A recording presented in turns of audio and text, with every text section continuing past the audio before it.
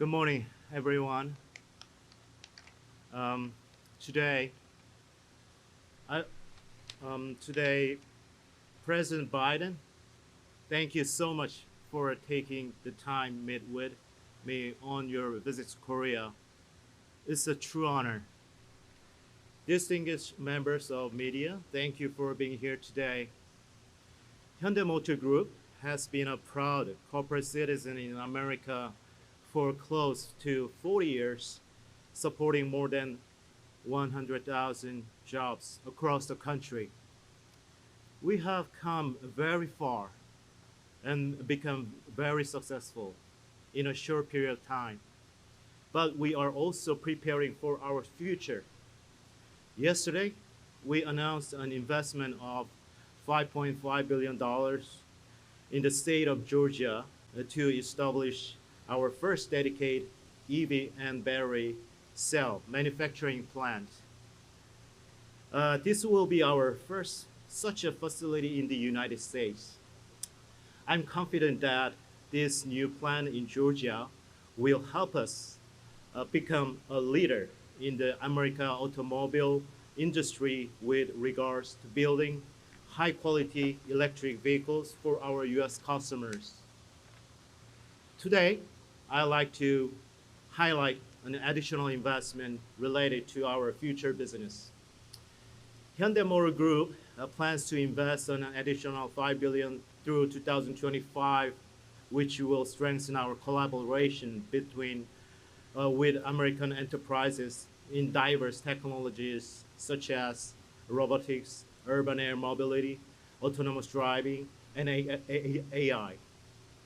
This will enable us to grow into a company that offers better convenience and safety to our customers. In total, this makes the sum of the new US investment to over $10 million. Through these investments, Hyundai Motor Group will provide our valued customer in America with innovative products and solutions and contribute to global carbon neutrality efforts.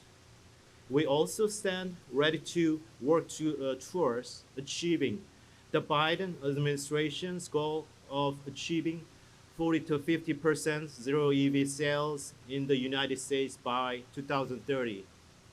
I humbly ask for the Biden administration's continued support of our US operations. Now, it's my great honor to introduce the President of the United States, Joe Biden. Thank you. Thank you, Mr. Chairman. Thank you. Well, thank you, Mr. Chairman. I think the last time we were together, we were at a university. Was it 2000? Yeah, Yonsei University, 2013. 2013. Yeah. He showed me a picture. I didn't have a lot more hair then either. It's great to be here to announce the more than $10 billion in new investment in American manufacturing. This new commitment of $5 billion for advanced automotive technology and $5.5 billion investment to open a new factory near Savannah, Georgia, is going to create more than 8,000 new American jobs. The plan is to break ground as soon as January of 2023. And the new facility should be rolling out the latest electric vehicles and batteries to power them by 2025. And the workers in Georgia who will build these plants and manufacture this new electric battery technology means economic opportunity for an awful lot of Americans. And I want to commend my friends and the two senators in Georgia, Raphael Warnock and John Ossoff, for how they've been fighting for Georgia to be the magnet for this clean energy investment.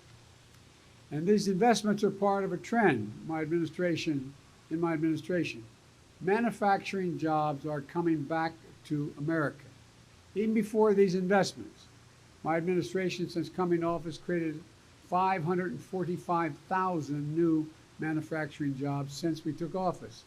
And thanks to Hyundai, we are being part of this transformative automobile sector and accelerating us on the road where we're going to be handling to the United States of all electric future.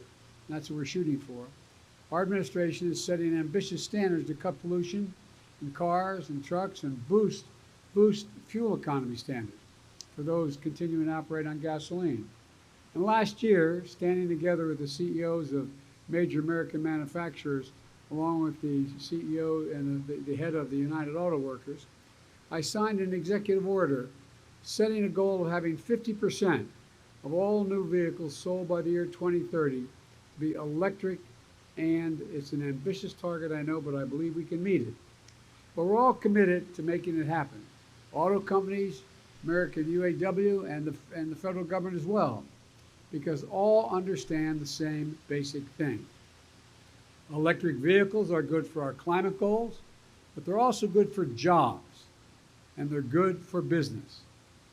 Hyundai and any company investing in the United States would benefit greatly from entering into partnerships with some of the most highly skilled, dedicated, and engaged workers in the world, anywhere you can find, and that is American union members. And again, every venture to manufacture electric vehicles and electric vehicle batteries would be made stronger by a collective bargaining relationship with our unions. Investing aggressively in electric vehicles and battery production now, not tomorrow, now, is also important to strengthen our long-term economic security and accelerating progress toward a clean energy future. You know, because of Putin's war, we've been sort of knocked off slightly a little bit because of the impact of Russian oil on Europe. But batteries that will be made at this new facility in Georgia are going to power cars without one drop of gasoline and increase security of our battery supply chains as well.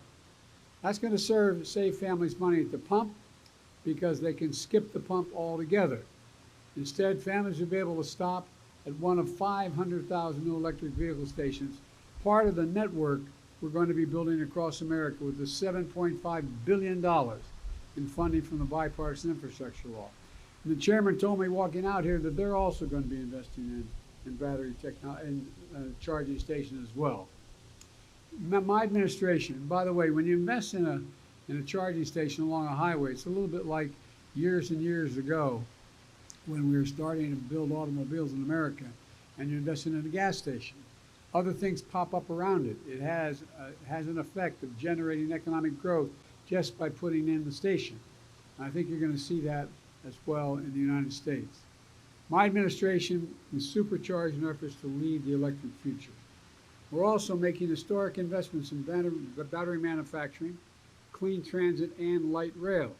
For example, we're going to be investing $5 billion to transform our fleet of nearly 500,000 polluting diesel school buses into clean, all-electric vehicles. And my climate and jobs agenda is making the United States a premier destination for savvy private firms looking to invest in the electric vehicle future. In fact, today's welcome announcement by Hyundai comes on top of an additional $100 billion in investments in the last year from companies in America, in American manufacturing, to build electric vehicles and electric batteries. And so, folks, the administration is going to stay laser focused on innovation and batteries and EVs, building out our infrastructure and increasing the market demand. So, Chairman Chung, thank you again for choosing the United States. We will not let you down. And over these last 2 days, I've been focusing all the ways in which the Republic of Korea and the United States can work closely together to shape the direction of our world for the better. This deal is another prime example of that partnership and innovation, expertise, and values that drive both Korean and American people are delivering for the world. So I thank you all for being part of this very integral clean electric vehicle future, not only here but in my country, and for deepening the ties between our two great democracies. Thank you all so very much. Thank you. Thank you. We are prepared for anything North Korea does. We've thought through how we respond to whatever they do, and so I'm not concerned if that's what you're suggesting. Hello. Period. Thank you.